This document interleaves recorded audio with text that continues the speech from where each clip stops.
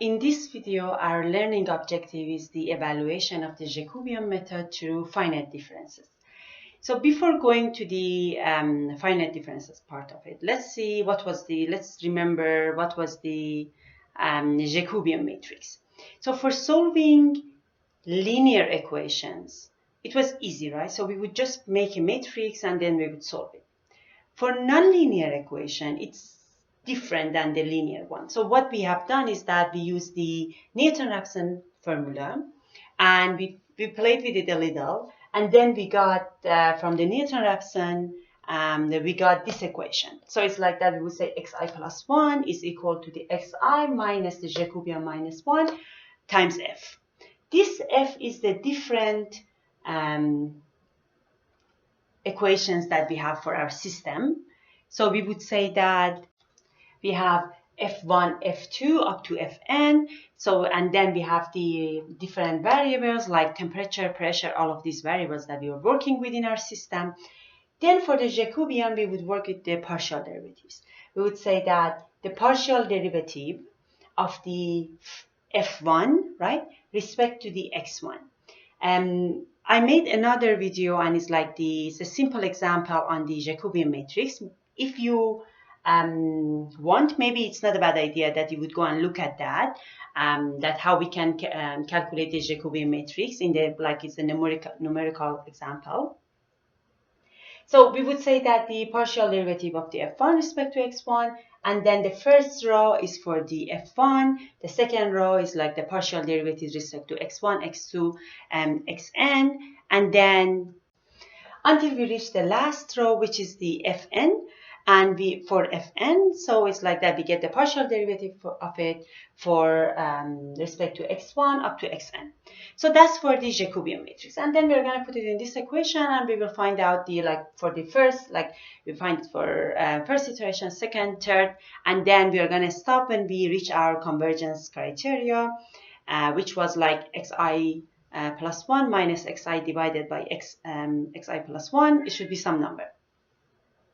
So that's for the Jacobian on this one.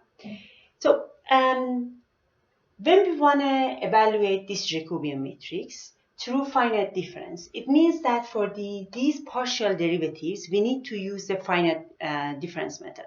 For the finite difference, we said that we have the backward, central, and the forward ones. But before going to find out these ones, like these f, which has like different variables, let's recall what we had for the finite difference when we had just one variable. Just think about it for a moment. Pause the video, think about it for a moment to try to remember it. When was that? And then come back and listen to the rest of it. So when we were working with the finite difference, for the system of the when we wanted to use the find out the roots of equation through open methods, if you remember, we were we had a method that we called that second method. So the second method was exactly the Newton-Raphson method, but in the Newton-Raphson equation formula, when we wanted to find out the first derivative, we would use the backward difference, like finite differences. And then we would substitute in the Newton-Raphson formula and we will find it. When we did that, we found that, okay, so in our Newton-Raphson formula, when we want to find out the xi plus 1, we would need to have xi minus 1 and xi. So it's like that we would need to have two numbers for it. Because of that, we defined something else as the fractional perturbation. And with this perturbation factor, we modified our second method. And we named that one modified second method. I'm going to write down the equation of the modified second method here because we're going to use it. So with the modified second method,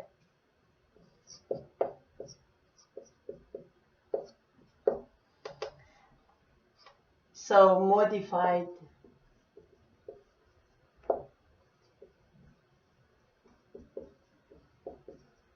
second method, it's exactly the same as the second method. The only thing is that we define the perturbation factor as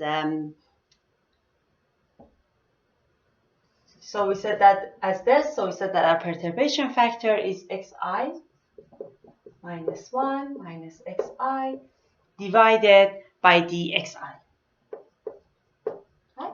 And then in our second method, we replace this number, this value, like this fraction that we have, and we got this one equal, like it's approximation. It's like the f of xi.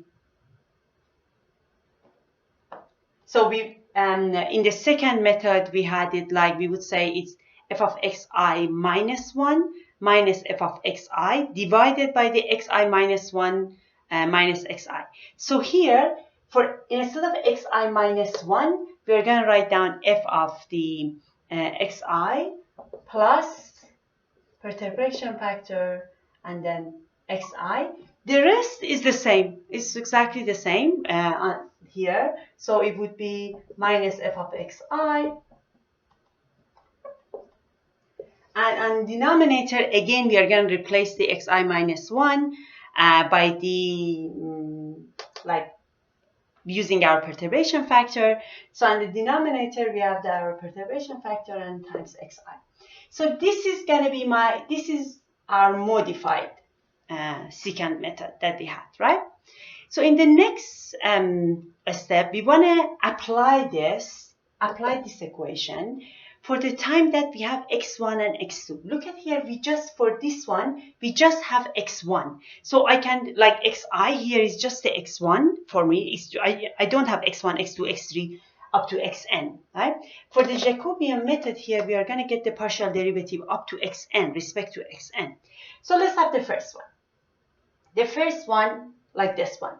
So we said that we are looking for the partial derivative of the f1, right, respecting to the x1. So when we want to find out this one, we're going to apply this equation, but instead of these xi's, we need to decide that what's the variable that we want to get the partial derivative respect to that. So for example, here is because it's x1, so we are going to have like f1, and then instead of xi plus partial derivative perturbation factor of the x1, I'm going to have like x1, right, plus delta x1, and then I'm going to write down my x2, right, minus, here is going to be f of x1, x2, divided by, here is the perturbation factor,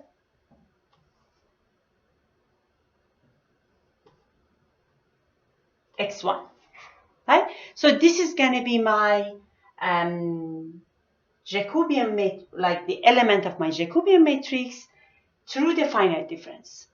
So we can write down the same things for the, like, let's say we just have x1 and x2. So we have the function of the f1 and f2, and also x1 and x2. So for the next one, I'm going to write down the, let's say, f2 respect to x1.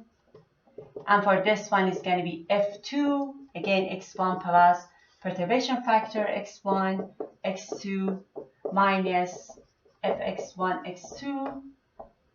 And on denominator, I'm going to have my perturbation factor times x1. So far, I found out the first element and the second element of my Jacobian matrix.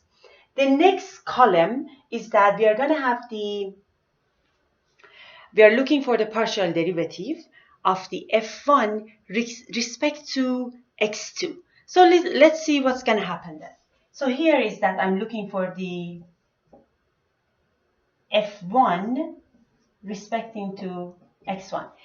I would recommend that you pause the video here and for like 2-3 minutes try to find out the f1 respect to x2 and also the partial derivative of the f2 respect to the x2. Then, like after 2-3 minutes, come back and look at the rest of the video and compare your answer with the answer that we have here. Okay, so we are looking for the partial derivative of the f1 respecting to x2. Looking at this one, so it's going to be f1, x1, and instead of x2, because it's respecting to x2, right? So I'm going to write down x2 plus perturbation factor x2, and then minus f of x1, x2. Sweet. And then I would divide like this one by the perturbation factor x2 times x2. And for this one is like that. It's very similar. I have the f2 here, so I'm going to be it's going to be f2 x1, and instead of x2 I'm going to write down x2 plus perturbation factor times x2 minus f of x1 x2. And this is f2, right? Because we're working with f2. Oh, and this is f1, this is f2, and this is f1 as well. Okay, so and then in the denominator, I would have the perturbation factor times x2. So these are the elements of my Jacobian matrix through finite difference. So it's like this. If I want to write down for this ones, it's like that. My Jacobian matrix is going to be equal to, look at here, f1, x1, right? Partial derivative of f1 respect to x2, and then partial derivative of f2 respect to x1, and partial derivative of f2 respect to x2. So this is the Jacobian matrix of it, right? And for finding out the elements of it, we use the finite difference.